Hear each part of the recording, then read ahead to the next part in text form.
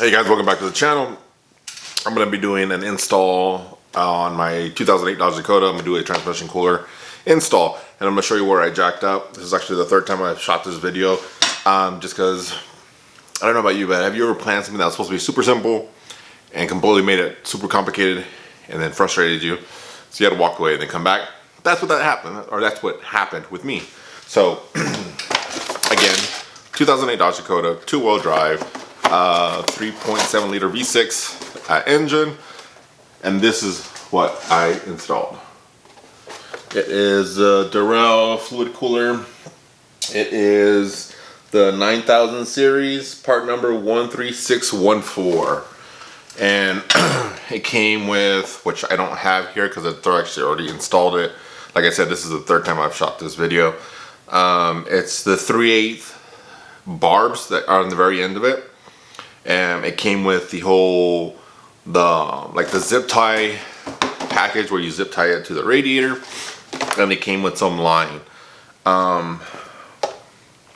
If you're wondering what the dimensions are of the transcooler, there are 10.5 inches in length, so from up top to up bottom, 10.5 inches, and then width you're looking at 10 1/8 from this way to that way.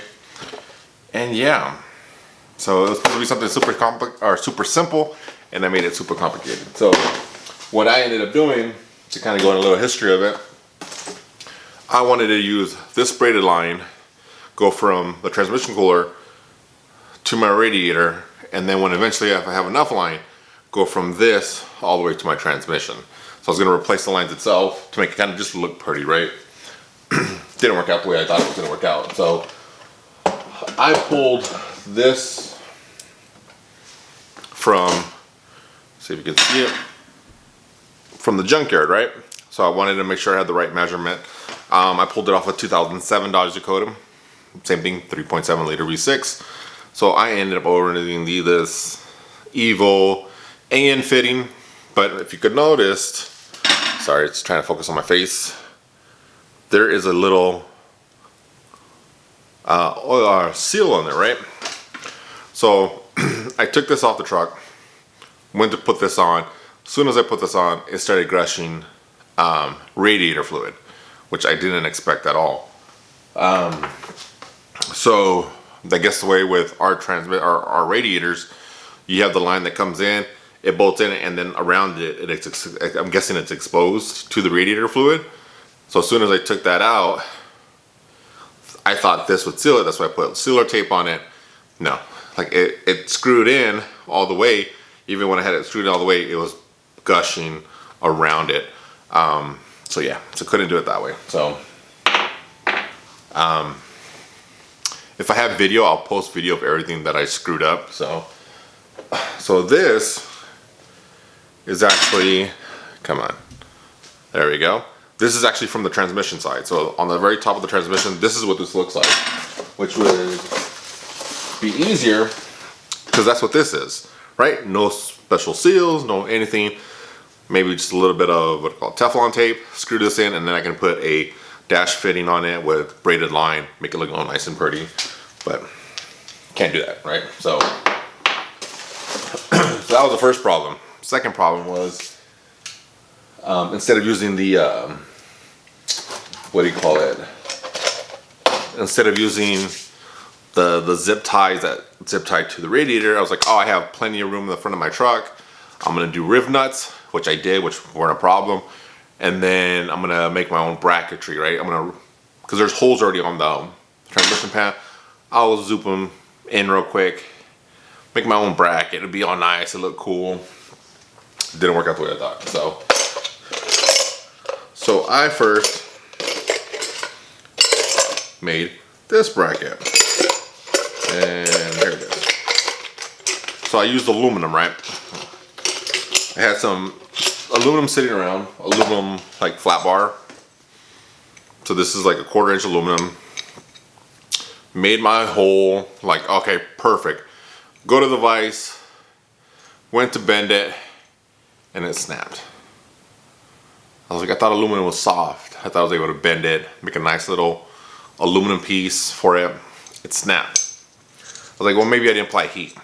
So what I ended up doing was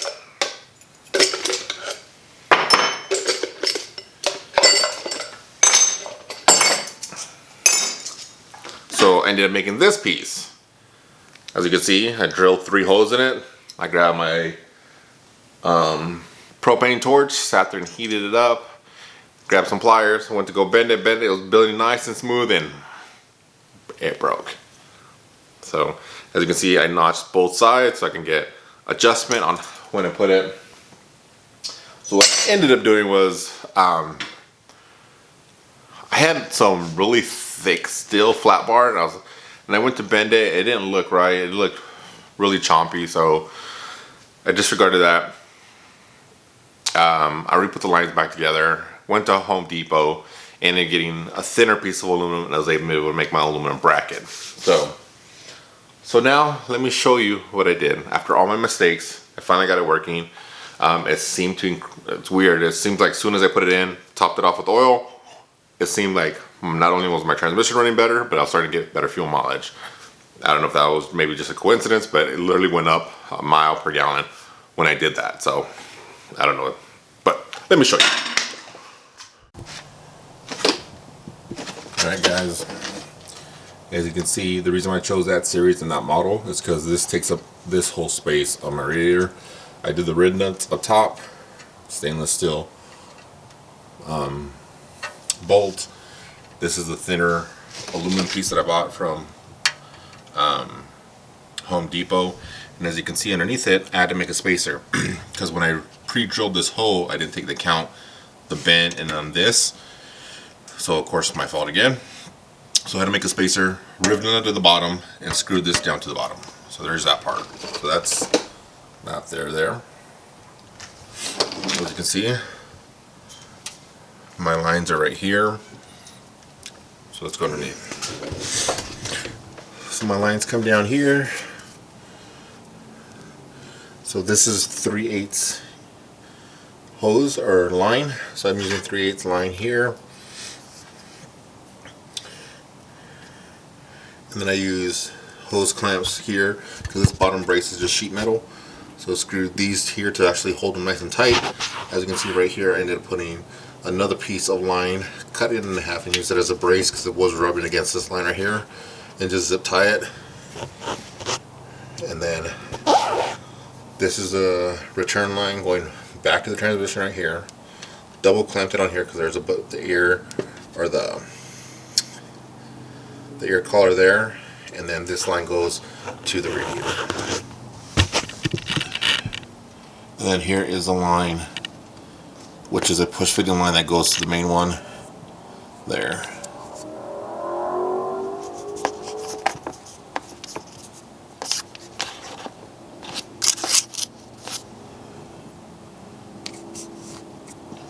There you go. There you go. Alright guys, so like I said, it was super simple and I just made it super complicated. What I did do was, on the radiator side, there's a kit that I bought that did not come with this, because this is a universal kit. They don't make one specifically for my truck, besides buying OEM, but those ones look really flimsy. Maybe I could have gone to the junkyard and find one, but it's starting to get harder and harder to find my truck, or my year of truck and model of truck in the junkyards because not that many were made. But anyways, so the transmissions are the push lock transmission. So you take the little, it's like a ring that goes around it. You can either get a screwdriver or a little like pick and pull that ring off, and then you can just slide it right out. So what I ended up doing first was grabbing the actual tube. So it's just an adapter. So it has the end where it goes into the push lock, and then it has like a barbed end on the end of it, and you can put your hose on top of it. So I pushed that in there first, locked it in, and then grabbed my hose and ran my hose on top of it, and then clamped it down. So I made sure I had enough of it seated in, because I tried to do it before where I had that little piece in the hose first and tried to get it to seat in, and it wouldn't seat in that well. So I wanted to make sure that was completely seated. Then my hose did the clamp. So if I have the model number for that little piece or that adapter, I'll put it on the screen. But yeah, super simple, super easy to do.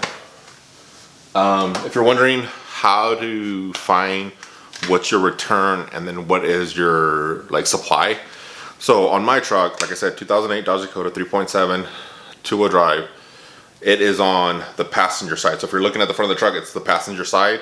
It's that lower one. It could be different, but what I ended up doing was I ended up using this tamp gun. So I ran it until the operating temperature. So I ran it for like 15 miles, came back home, and then got underneath and then shot the lines. And you'll see the differences in temperatures on the lines. So, and I know that can switch with anybody's vehicles because of the way they cross the lines and this and that. But I'll show video of me doing that, and then I'll show video on the transmission where it's located. I can't remember if it was, I'm sorry, I wrote it down, but I ended up throwing that piece of paper away, of course. Because you have on the 42 RLE, it is on, the transmission lines are on the driver's side, and you have one right above the other. And I can't remember if it was the middle one that was a return line or the top one that was a return line, but I'll post it on here. So, but yeah, super simple, like I said, if you don't make it complicated like me. If you have any questions about it, leave them in the comments below. Thanks for watching, guys. And then I'll post of me actually working on installing everything at the end of it, and even my screw up. So thanks for watching, guys. All right, bye.